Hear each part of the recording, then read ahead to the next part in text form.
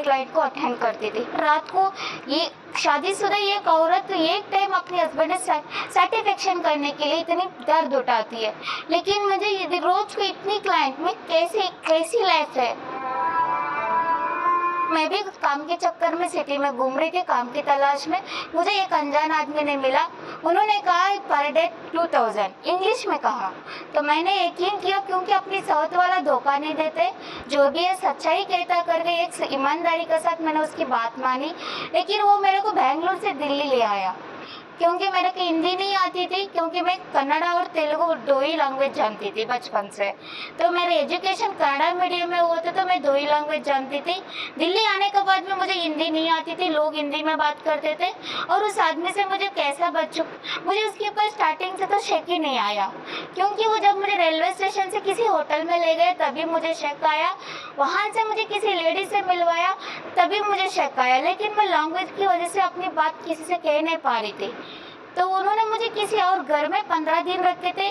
15 अगस्त तारीख को मेरे को new Delhi GB road red light area में लाया गया। मुझे नहीं पता, मुझे पैसे से बेच के चले गया। जब उन्होंने मुझे 15-20 दिन बताया नहीं, मुझे इस तरीके से बेच के चले गया। 20-25 दिन के बाद बताया मेरे को पैसे लेके तेरे को छोड़ के चले गया। तो जिस दंगल से मैं डर रही थी ना दुनिया से, वही मेरे साथ हुआ है। तो मैं क्या करूँ समझ भी नहीं आ रहा था। कई बार भागने की कोशिश किया, बहुत बार मार भी खाया, खाने के लिए भी मैंने तरसा हूँ बहुत। एक टाइम खाने के लिए बहुत सुनना पड़ी। तो मैं वो काम करना भी नहीं चाहती, तो मुझे जबरदस्ती करवाया था। ये मेरा ही लाइफ नहीं है। वहाँ पे जो स्टार्टिंग में जो लड़की दिखावा होता है, जो खरीदवा होते हैं, हर लड़की का कहानी यही होती है। कोई लड़की अपनी मर्जी से ये काम नहीं करती, हालातों की वजह से वो काम करना पड़ती है। स्टार्टिंग में किसी लड़की को पसंद नहीं होती, उनके ऊपर जोर डालते उस तरीके से उनको समझाया जाता है, यही अपनी जिंदगी करके मान जाते हैं। तो उसी तरीके से मैं भी मान गई थी। 3 साल तक अपने घर वालों का फेस नहीं देखी, ना कोई कांटेक्ट किया। घर वालों ने समझ गया था मैं जिंदा नहीं हूँ, मैं मर चुकी हूँ। वहाँ पे एक दिन में मैंने कम से कम 130-140 कस्टमरों को अटेंड करती थी।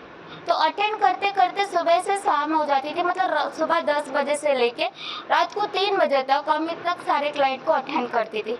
बिकॉज मुझे खाना खाने की भी टाइम नहीं मिलती थी, खाना भी वक्त पर नहीं मिलती थी, और मैं रो के अपनी परेशानी किसी को बता नहीं सकती थी। जो लेडी मुझे कर ही देता सारा उसी को सपोर्ट करते थे।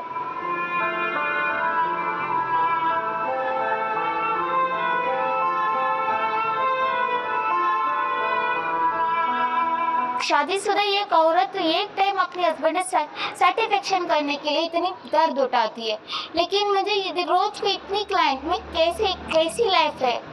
मैं सोच के पागल हो चुकी थी। लेकिन लोगों की नज़र में बहुत कुछ नज़र आ रही थी, क्योंकि मुझे एक्टिंग करना पड़ती थी। अगर मैं उदास रहती थी तब भी मैं पिटती थी। उदास रहने से कोई क्लाइंट लाइक नहीं करेगा, कोई क्लाइंट नहीं आएगा, बहुत बातें सुनना पड़ती थी। तो मैं भगवान से रोज दुआ करती थी, कोई ना कोई आएगा मेरा लाइफ बचाने के लिए। मैं बहुत ज़्यादा कोशिश भी की, लेकिन नहीं हो पाया। अचानक एक दिन मेरे पेट में मुझे पता चला मैं प्रेग्नेंट हूँ, क्योंकि मुझे ही नहीं पता उसकी फादर कौन है, क्योंकि उस हालत में मैं थी वहाँ पे, मुझे पता ही नहीं उसकी फादर कौन है, और मैं बच्चे को मारना नहीं चाहती थी।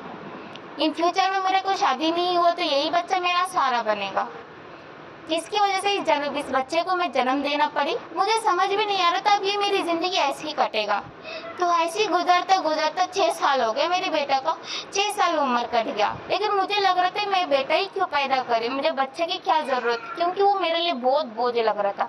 एक माँ के लिए एक बच्चा कभी बोझ नहीं होता, पर मेरे को खुद का पेट पालने परेशान थी, खुद मैं बच्चे की पेट भी कैसा पालो, प्लस उसकी बहुत केयर करना पड़ती थी, क्योंकि वो मासूम बच्चा था। मैं उसके लिए सारा पैसे कहाँ से लाऊं, मैं सोचते पागल हो चुकी थी। जैसा भी करके मैं उसको पालने की मैंने आगे की रास्ता ही देख लिया। अब यही मेरा ज़िंदगी है, यही से मुझे बिजनेस बढ़ाना और मुझे पालना है। काफ़ी बार खुद ऐसी हालत भी आई, मेरा बच्चा भूखा भी सोया, क्योंकि जैसा उम्र जाती है, जैसा वहाँ पे कहते हैं ना लोग पता है एक सिंपल सी बात बोलते हैं, जब तक गाल पे बोटी रहेगा तब तक यार की रोटी रहेगा। वही हालत हो गई थी। बच्चे को देखते, मुझे देखते, मेरे पास कोई नहीं आते थे। लोग ऊपर मारते थे, बच्चे को पीटते थे, मैं उसकी वजह से बार बार ऊपर जाना पड़ती थी। बच्चे को क्या करती थी, फिर एक रस्सी खोल के नीचे लेके आती थी, नीचे जहाँ मैं बैठे रहती थी वहीं पे रस्सी बांध देती थी। लोगों को देखते थे, बुरा लगता नहीं लगता, पर मुझे बुरा लगता, मेरी बच्चे की कुत्ते की जैसा बांधना पड़ती है। और इसी तरीके से मैं काटते करते, जैसे सब इंस्पेक्टर पुलिस किरण शेट्टी का मैं नाम सुनाऊं, मैं उनके पास तुरंत पहुंची थाने में और मेरी हालत के बारे में, मेरे बेटे को इलाज के बारे में बात किया, क्योंकि मुझे बिजनेस करना ज़रूरी थी। मेरे बेटे का और मेरा पेट पालना ही था। हम किसी की मैं हमारे दोनों को सहारा देने वाला कोई नहीं था।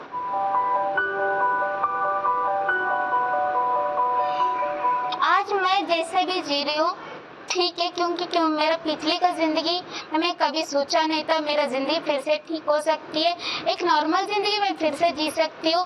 ये खुशी मुझे फिर से आएगा करके मुझे पता नहीं था। ज़िंदगी सही करना और गलत करना दोनों हमारा हाथ में होती है। जैसा हालत खराब हुआ, जैसा फिर हालत ठीक करना, क्योंकि मम्मी पापा हमें जो समझाते सही समझाते, पर मम्मी पापा का बात नहीं सुने, मेरी जैसा नरक का ज़िंदगी देखोगे। ठीक है, कोई नहीं, अब जो ज़िंदगी हमारा बीत गया उसके बारे में सोचो मत। अभी आने वाला काफ़ी सारा ज़िंदगी है, उसी के बारे में सोचो। जो ज़िंदगी आपने काटे भूल जाओ, फिर नया ज़िंदगी का कदम रखने के लिए सोचो।